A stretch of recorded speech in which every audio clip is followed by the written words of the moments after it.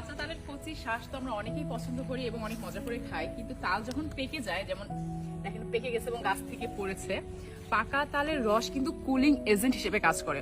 এখন যেমন আগস্ট মাস, প্রচন্ড গরম চারদিকে, এই পাকা তালের রস আমরা শরবত করে খেতে পারি। পাশাপাশি এর রস দিয়ে বিভিন্ন ধরনের মজাদার পিঠা আমার শাশুড়িমা বানায় এবং খুবই মজা লাগে। আমরা জানি অনেকেই আপনারা খান।